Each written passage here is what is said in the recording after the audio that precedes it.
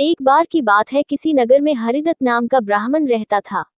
उसके पास खेत थे, लेकिन उनमें ज्यादा पैदावार नहीं होती थी। एक दिन हरिदत्त अपने खेत में एक पेड़ के नीचे सोया हुआ था।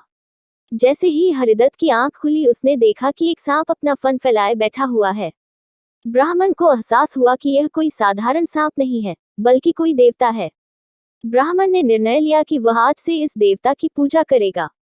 हरिदत्त उठा और कहीं से जाकर दूध ले आया। उसने मिट्टी के बर्तन में सांप को दूध पिलाया।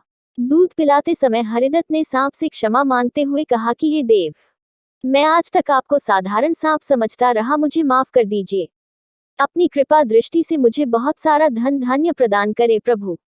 ऐसा कहकर हरिदत्त अपने घर वापस आ गया। अगले दिन जब वह अपने खेत पहुंचा, तो उसने देखा कि जिस बर्तन में उसने कल सांप को दूध पिलाया था, उसमें एक सोने का सिक्का पड़ा हुआ है। हरिदत्त ने वो सिक्का उठा लिया। अब हरिदत्त रोज सांप की पूजा करने लगा और सांप रोज उसे एक सोने का सिक्का देने लगा।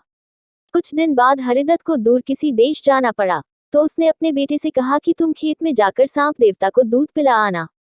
अपने पिता की आज्ञा से हरिदत्त का बेटा खेत में गया और सांप के बर्तन में दूध रखाया। अगली सुबह जब वह सांप को दूध पिलाने गया, तो उसने देखा कि वहां सोने का सिक्का रखा हुआ है। हरिदत्त के बेटे ने वो सोने का सिक्का उठा लिया और मन ही मन सोचने लगा कि जरूर इस सांप के बिल में सोने का भंडार है। उसने सांप के बिल को खोदने का फैसला किया, लेकिन उसे सांप का बहुत डर था। हरिदत्त के बेटे ने योजना बनाई कि जैसे ही सांप दूध पीने आएगा, तो वह उसके सिर पर लाठी से वार करेगा, जिससे सांप मर जाएगा। सांप के मरने के बाद मैं तसल्ली से बिल खोदूंगा और उसमें से सोना निकाल कर अमीर आदमी बन जाऊंगा। लड़के ने अगले दिन ऐसा ही किया, लेकिन जैसे ही उसने सांप के सिर पर लाठी मारी, तो वो मरा नहीं बल्कि गुस्से से भर उठा। सांप ने क्रोध में लड़के के पैर में अपने विष भरे दांतों से काटा और लड़के की उसी समय मौत हो गई। हरिदत्त जब वापस लौटा, तो उसे यह जानकर बहुत दुख हुआ। कहानी से सीख। बच्चों, लालच का फल हमेशा बुरा होता है, इसीलिए कहते हैं कि कभी लालच नहीं करना चाहिए।